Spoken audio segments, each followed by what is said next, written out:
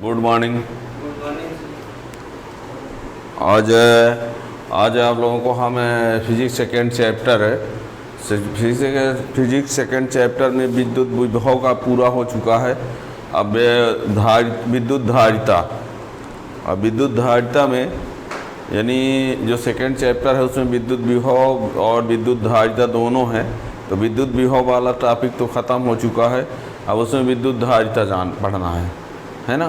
तो यानी विद्युत धारिता क्या है, उसका मात्रक क्या है, विमीय सूत्र क्या है, और किसी गोली चालक की विद्युत धारिता का सूत्र क्या होता है। फिर उसमें आ जाएगा संधारित्र का सिद्धांत, तो उसका धारिता का डेरिवेशन है ना, संयोजन है, ये सब कुछ। लेकिन सबसे पहले आज का जो टॉपिक है वो है विद्युत धारिता। विद्युत धारिता आज का टॉपिक है विद्युत धारिता। विद्युत धारिता, इलेक्ट्रिक कैपेसिटी, इलेक्ट्रिक कैपेसिटी। ठीक, विद्युत धारिता क्या होती है, इसको जानने के लिए कुछ बातें हैं जो आपको जानना ज़रूरी है। इधर लिख रहे हैं थोड़ी सी, ठीक है ना। वो ये है, आपको ये पता है कि V = होता है 1/4 पाई फलान नॉट Q/R। ये फार्मूला की ज़रूरत पड़ सकती है, जिसमें Q क्या है, आवेश है, R क्या है, दूरी है। आपको ये पता है किसी चालक में आवेश बढ़ाते हैं तो उसका विभव क्या होता है, बढ़ता है। आवेश बढ़ाने पर विभव क्या होता है, आवेश को बढ़ाएंगे तो विभव क्या होता है, बढ़ता है। ठीक है ना। यानी आवेश और विभव एक दूसरे के क्या होते हैं, अनुक्रमानुपाती होते हैं। यानी Q प्रोपोर्शनल क्या है, V। इतना आप पीछे जानते हैं। यानी किसी चालक में आवेश की मात्रा बढ़ाने पर विद्युत विभव बढ़ता है, यानी Q को बढ़ाएंगे तो विभव बढ़ेगा। यानी Q और V एक दूसरे के क्या होते हैं, डायरेक्टली प्रोपोर्शनल होते हैं। तो इस फार्मूला की भी ज़रूरत पड़ेगी, ठीक है ना। और यहीं से वो फार्म बनते हैं, यानी इसकी परिभाषा कैसे आएगी देखना, यहीं से बना ही रहे हैं। ये आवेश बढ़ाने पर विभव बढ़ता है, यानी Q प्रोपोर्शनल क्या होता है, V। जब इस प्रोपोर्शनल को हटाएंगे तो Q = क्या होगा, CV। प्रोपोर्शनल हटाते हैं तो एक नीतांक लिया जाता है, जो नीतांक यहाँ लिया जाता है वो नीतांक है C, और उसी को ही क्या कहते हैं, विद्युत धारिता। आप लोगों को पता है जब प्रोपोर्शनल को हटाने के लिए कोई नीतांक लिया जाता है, उसका कोई नाम नहीं होता है तो K लिख दो, A लिख दो, जो मर्जी हो वो लिख दो। लेकिन जब कोई नीतांक किसी नाम से आता है तो फिक्स है कि उसमें वही लिखना पड़ेगा। और यहाँ वो धारिता के लिए नाम से आया है, इसलिए C फिक्स है कि C ये लिखना पड़ेगा। आप ये ना कह देंगे K लिख देंगे, कह देंगे कि धारिता है, A लिख देंगे धारिता है। धारिता है तो नीतांक को C ये लिखना है, ठीक है ना। तो ये तो यहाँ से C नीता, इसी को आगे हम लिख कर चाहें तो C = Q/V हो जाएगा। तो आवेश और विभव का अनुपात धारिता, आवेश और विभव का अनुपात धारिता, ये भी हो सकता है। फिर हम क्या करें, V के मान को 1 कर दें, V को क्या कर दें तो क्या हो जाएगा, C = क्या बनेगा, Q। यदि V को हम 1 कर दें यहाँ पर तो C किसके बराबर हो जाएगा। इसका मतलब क्या हुआ, C किसके बराबर हुआ, आवेश के बराबर। यानी धारिता किसके बराबर हुआ, आवेश के बराबर। कब, जब विभव का मान कितना हो, 1 वोल्ट हो। यानी देखो धारिता किसके बराबर है, आवेश के। कौन से आवेश, वह आवेश जो विभव में 1 वोल्ट बढ़ा देता है। किसी चालक की धारिता आवेश का वह आंकिक मान होता है जो किसी चालक के विभव में 1 वोल्ट की वृद्धि कर दे। यदि किसी चालक को 1 कूलाम आवेश देने पर उसके विभव में 1 वोल्ट की वृद्धि होती है तो वह आवेश का आंकिक मान किसके बराबर होगा, धारिता के बराबर, ठीक है ना। तो जो परिभाषा हम बनाएंगे इसी के आधार पर बनाएंगे। क्या क्या कहा हमने, फिर से सुनना। किसी चालक को आवेश देने पर उसका विद्युत विभव बढ़ता है, अर्थात आवेश विभव एक दूसरे के अनुक्रमानुपाती होते हैं। Q proportional V, Q = CV। C एक नीतांक है, उसी को धारिता कहेंगे। C = Q/V लिख देंगे, है ना। अब V का मान 1 कर दे तो C = Q हो जाएगा। यानी C धारिता आवेश के आंकिक मान के बराबर जो विभव में 1 वोल्ट की वृद्धि कर सकता है, ठीक है। फिर इसके आधार पर मात्रक विमीय सूत्र। तो देखिए इसकी कैसे लिखेंगे इसको। तो शुरुआत यहाँ से करना पड़ेगा। देखिए यहाँ से किसी चालक में आवेश की मात्रा बढ़ाने पर उसका विद्युत विभव बढ़ता है।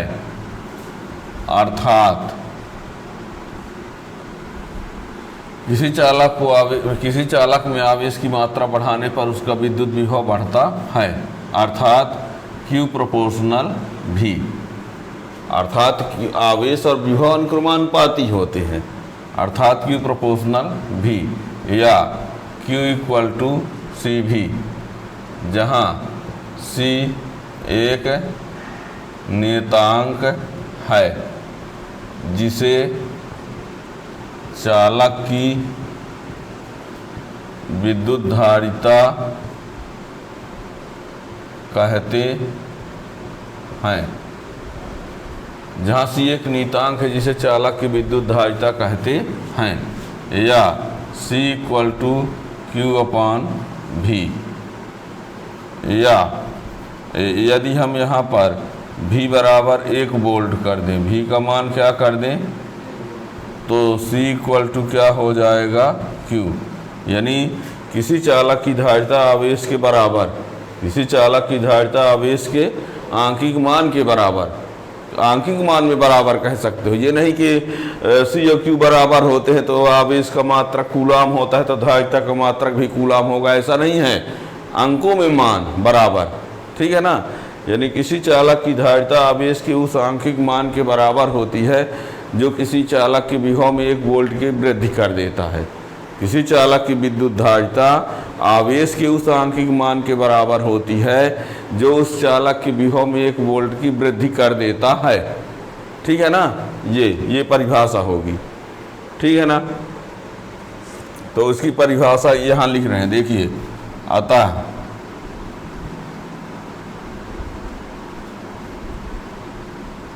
किसी चालक की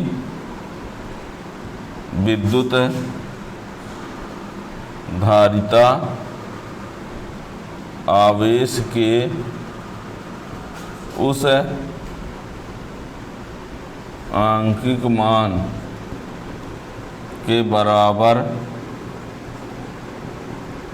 होती है। किसी चालक की विद्युत धारिता आवेश के उस आंकिक मान के बराबर होती है जो उस चालक के विभव में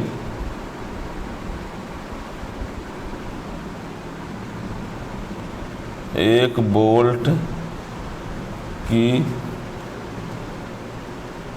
वृद्धि कर देता है। ये ठीक है ना। ये अब और गणितीय सूत्र में, गणितीय वाले में सब हर जगह फार्मूला ये यूज करना पड़ेगा, ठीक है ना। ये परिभाषा है। अब इसके आधार पर हम मात्रक विमीय सूत्र देखिए। अब धारिता का मात्रक की बात करें, धारिता का मात्रक since C equal to Q upon V हो गया, C equal to Q upon V, ठीक है। तो Q का मात्रक क्या होता है, कूलाम। इसका मात्रक क्या होता है, वोल्ट। और कूलाम बटे वोल्ट से जो बनता है वो क्या है, फैराड। SI में, ये SI पद्धति में है। धारिता का मात्रक फैराड हुआ SI पद्धति में, और यही स्थायित फैराड, क्या स्थायित फैराड, और ये किस में हो जाएगा, CGS पद्धति में, ठीक है ना। SI पद्धति में फैराड और CGS पद्धति में स्थायित फैराड, ठीक है ना। ये जहाँ 1 फैराड बराबर 9 × 10⁻11 स्थायित फैराड, ठीक है ना। याद रखिए, कभी कभी एग्जाम में पूछ दिया जाता है कि 1 फैराड में कितने स्थायित फैराड होंगे, लेकिन अब आप लोगों को लगता होगा कि ये आया कहाँ से है। तो सुनो पहली बात, कूलाम बटे वोल्ट से, कूलाम बटे वोल्ट यानी फैराड। ऐसे ही स्थायित फैराड यानी स्थायित कूलाम बटे स्थायित वोल्ट। कूलाम बटे वोल्ट से क्या बना है, तो स्थायित कूलाम बटे स्थायित वोल्ट से स्थायित फैराड बना होगा। तो इसको ला के दिखाते हैं, यहाँ दिख रहा है ना, देखिए, यानी एक फैराड किसको कहा गया है, एक फैराड माने एक कूलाम बटे एक वोल्ट, ठीक चलेगा। अब एक कूलाम में होता है 3 × 10⁹ स्थायित कूलाम, ये पढ़े हैं आप लोग। एक कूलाम में 3 × 10⁹ स्थायित कूलाम, और एक वोल्ट में होता है 1/300 स्थायित वोल्ट, ठीक है। अब बताओ, ये 300 ऊपर जाएगा तो 3 × 9, 3 × 9 और 2 ठो जीरो इसमें मिल जाए तो 10⁻0। क्या हुआ, एक फैराड मन से एक कूलाम बटे एक वोल्ट, और एक कूलाम में 3 × 10⁹ स्थायित कूलाम, और एक वोल्ट में 1/300 स्थायित वोल्ट। ये 300 ऊपर गया तो 3 × 9 और 2 ठो जीरो मिलके ये 11 हो गया। और जैसे कूलाम बटे वोल्ट से फैराड, वैसे स्थायित कूलाम बटे स्थायित वोल्ट से स्थायित फैराड, ये बन गया, ठीक है ना। एक फैराड बराबर ये, तो ये ध्यान रखिएगा, कैसे आ गया ये भी बता दिया हमने, ठीक है ना। अब धारिता के और मात्रक जो होते हैं कौन कौन होते हैं उनको भी जान लो।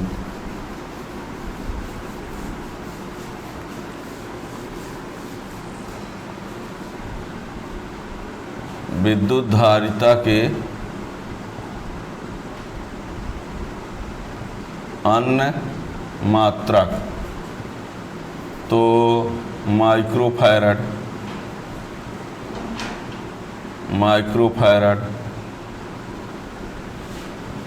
नैनो फैराड तथा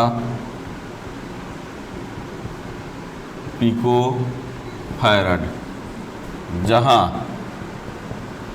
एक माइक्रोफैराड 10⁻⁻6 फैराड, एक नैनो फैराड 10⁻⁻9 फैराड और एक पिको फैराड 10⁻⁻12 फैराड, है ना।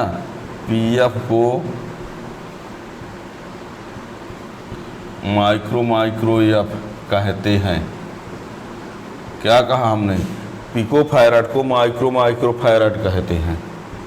अर्थात आप ये कह सकते हैं एक पिको फैराड मीन्स एक माइक्रो फैराड, या एक माइक्रो फैराड मीन्स वही 10⁻12 फैराड। ध्यान रखना, ये एक है, ठीक है ना। अब धारिता का जो मात्रक होता है ज़्यादातर यूज होता है ये वाला यूज होता है। वजह क्यों, धारिता का मात्रक फैराड का उपयोग कम करते हैं। क्यों, सुन लो अच्छे समझ लो।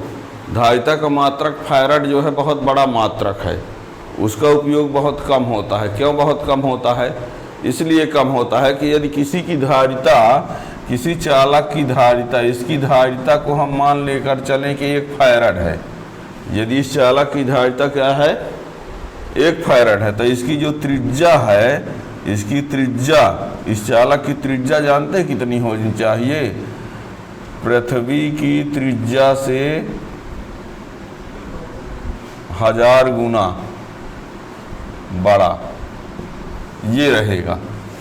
क्या कहा हमने, यदि एक चालक है उसकी धारिता 1 फैराड हो, फैराड 1 फैराड हो, यदि कोई चालक है उसकी धारिता कितनी हो, 1 फैराड, तो इस चालक की जो त्रिज्या होगी वो पृथ्वी की त्रिज्या से 1000 गुना बड़ा होगा।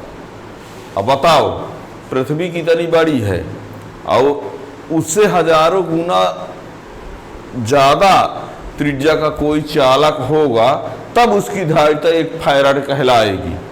और इतना बड़ा चालक तो बहुत पॉसिबल ही नहीं है। इसका मतलब कि किसी की धारिता 1 फैराड ही नहीं हो सकती। तो जब नहीं हो सकती तो इसलिए माइक्रो फैराड का उपयोग करते हैं धारिता का।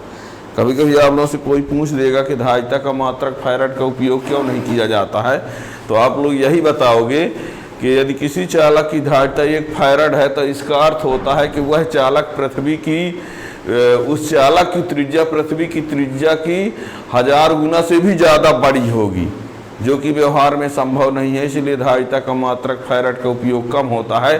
ज़्यादा किसका यूज होता है? Micro farad, nano farad, pico farad, है ना, इनका याद रखना। ये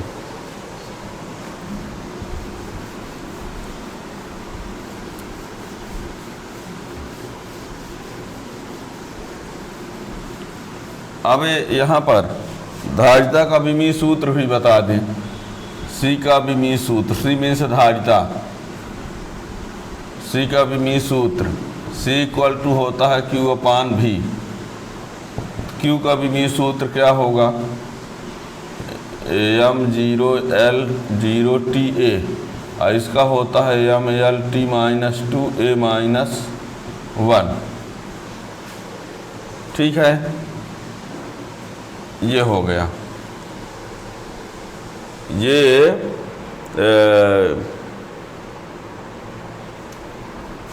L स्क्वायर भी होता है।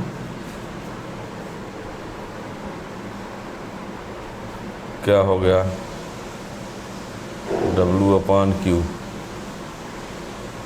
एक अभी यहाँ भी, यहाँ -3 रहेगा, इसको भी ला लेते हैं। चलिए देखिए, V इक्वल टू W/Q होता है, तो mL स्क्वायर T-2 और Q का AT हो गया, तो क्या हो गया? mL square T-3A-1। ये देखिए, कन्फ्यूजन हो तो ला सकते हो, है ना। C इक्वल टू Q/V होता है, तो Q का हो गया m0L0TA, अभी का mL स्क्वायर T-3A-1, है ना। हमको नहीं मालूम है तो हम ला लिए ये इस प्रकार।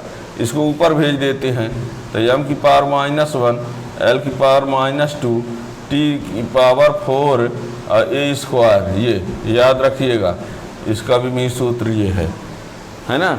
अब आप लोग बहुत कम विमीय सूत्र ऐसा पाते हैं कि जिसमें m की घात माइनस हो, लेकिन होता है, ऐसा नहीं कि इम्पॉसिबल है। बहुत कम विमीय सूत्र होते हैं जिसमें m की घात माइनस हो, पर होते हैं।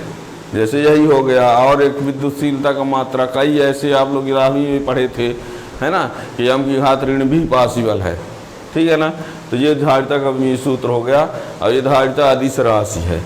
C क्या है? अदिश राशि। क्या है? अदिश राशि। ठीक है ना, ये सब याद रखना।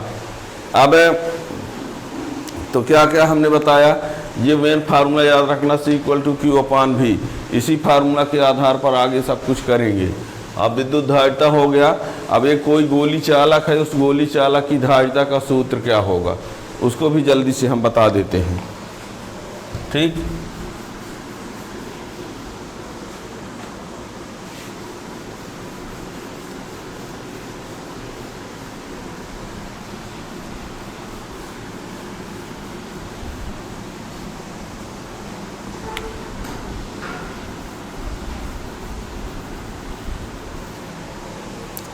अब यानी थोड़ा सा आपको ये इसमें ये भी बात जान लो कि विद्युत धारिता जो है किन किन फैक्टर पर डिपेंड होता है ना। तो किसी चालक की विद्युत धारिता किन पर डिपेंड है, ये जान लो थोड़ा सा। देखो, ये C है। अब ये फार्मूला तो Q/V तो होता है। C इक्वल टू क्या होता है? Q/V। पहली बात तो ये बता दें, C का जो मान होता है वो Q पर डिपेंड नहीं है। ठीक है ना। आप चाहे जितना, जैसे मान लीजिए यदि हम एक उदाहरण के लिए लें, चालक को हम क्या मान दें, कोई बर्तन ले लें। ठीक है। आवेश को हम क्या मान लें, द्रव मान लें। ठीक है। और विभव किसको मान लिया जाता है, लेवल। जैसे मान लीजिए ये है ना, ये चालक, ये चालक हो गया। ये इसमें जो भरा है वो आवेश ले लो, तो ये लेवल इसका क्या कहलाएगा, विभव। ठीक है ना। अब बताओ, ये मान लीजिए, सुनो, चालक आवेश, द्रव को हम क्या कहते हैं, आवेश। मान लो ये बर्तन है, ये बर्तन 5 लीटर का है। कितने लीटर का है? ये बर्तन है, मान लो बर्तन कितने लीटर का है? 5 लीटर का है और इसमें आप द्रव भर रहे हो। यदि आप इसमें द्रव की मात्रा बढ़ाते जाओ, बात को समझो, यानी चालक को हमने बर्तन कहा, आवेश को द्रव कहा, विभव लेवल इसका कहलाए जहाँ तक पानी भरा हो द्रव, ठीक है ना। तो यदि मान लीजिए ये बर्तन 5 लीटर का है और इसमें आप मान लीजिए पानी भरते जाओ भरते जाओ भरते जाओ भरते जाओ, तो उसका लेवल क्या होगा? बढ़ेगा, लेवल बढ़ेगा, लेवल बढ़ेगा। लेकिन क्या ऐसा हो सकता है कि 5 लीटर का बर्तन है, 5 लीटर का बर्तन है तो उसमें पानी भरते जाओ तो कुछ दिन बाद 6 लीटर का बन जाएगा, कुछ दिन बाद 7 लीटर का बन जाएगा? क्या ऐसा हो सकता है? नहीं हो सकता ना। इसका मतलब हुआ कि किसी चालक की जो धारिता है वो आवेश पर निर्भर नहीं है। 5 लीटर का बर्तन है और इसमें द्रव और भरते जाओ तो क्या वो 6 लीटर का हो जाएगा? नहीं होगा। 7 लीटर का हो जाएगा? नहीं हो जाएगा। इसका मतलब ये हुआ कि इस बर्तन में द्रव की मात्रा बढ़ाएंगे तो उसकी धारिता नहीं बढ़ेगी। इसका मतलब कि इस बर्तन को, यानी इस चालक में द्रव की मात्रा यानी आवेश की मात्रा, यानी इस चालक में आवेश की मात्रा बढ़ाने पर धारिता नहीं बढ़ेगी।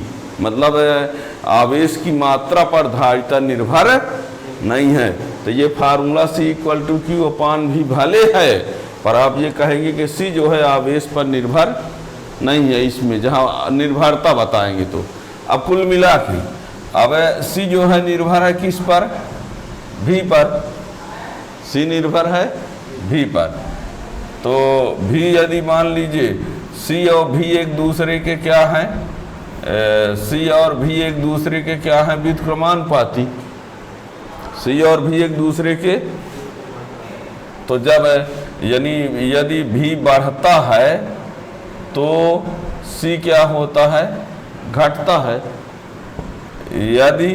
यदि V बढ़ेगा तो C घटेगा। क्या कहा हमने? यदि V बढ़ेगा तो C घटेगा, ठीक है।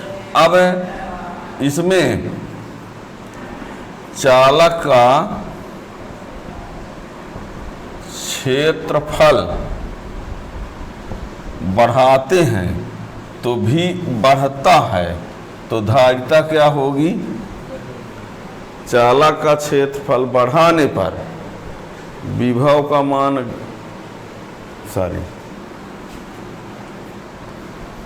क्या लिख दिए? चालक का क्षेत्रफल बढ़ाने पर विभव का मान घटता है तो धारिता का मान बढ़ेगा। चालक का क्षेत्रफल बढ़ाते हैं तो विभव घटता है, विभव घटता है तो धारिता बढ़ेगी, क्योंकि C V के व्युत्क्रमानुपाती होता है ना। अन्य आवेशित चालक की उपस्थिति में भी घटता है तो C बढ़ेगा। और परावैद्युतांक माध्यम में भी घटता है।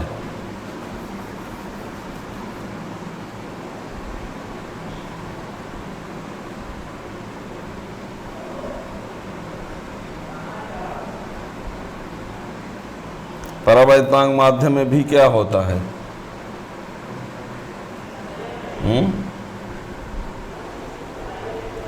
यानी आपने क्या देखा? चालक का क्षेत्रफल बढ़ाए, विभव घटा, धारिता बढ़ी, ठीक है। अन्य चालक की उपस्थिति में विभव का मान क्या हुआ? घटा, तो धारिता बढ़ी। और परावैद्युतांक माध्यम में विभव घटता है इसलिए धारिता बढ़ेगी, ठीक है ना। यानी C' बराबर C के। C' क्या है? परावैद्युतांक माध्यम में विभव है और C क्या है? वायु में, ठीक है ना। तो ये यानी आप लोग ये जान लो कि किसी चालक की विद्युत धारिता जो है 3 कारकों पर निर्भर है। चालक के क्षेत्रफल पर, चालक का क्षेत्रफल बढ़ाने पर धारिता बढ़ेगी, सीधे सीधे आप ये जानो, ये विभव की बात छोड़ दो चाहे। अन्य आवेशी चालक की उपस्थिति में धारिता बढ़ेगी, ठीक है। अन्य आवेशी चालक की उपस्थिति में धारिता कैसे बढ़ती है, यदि विभव घटेगा, कैसे विभव घटेगा, आवेश कुछ उसमें चला जाएगा तो लेवल घटने लगेगा, ठीक है, तो और उसमें मात्रा डाली जा सकेगी। तो ये है, ये मेन पॉइंट याद रखना है कि यानी विभव का मान घटता है तो धारिता बढ़ती है। तो किसी चालक की धारिता निम्न कारकों पर निर्भर है, क्षेत्रफल पर बढ़ेगा, अनुपस्थिति पर बढ़ेगा, है ना, ये बढ़ेगा, ये याद रखना। इसके बाद हम बताएंगे गोली चालक की विद्युत धारिता, उसको अब अगले लेक्चर में देखेंगे, बहुत इंपॉर्टेंट टॉपिक है वो। Thank you.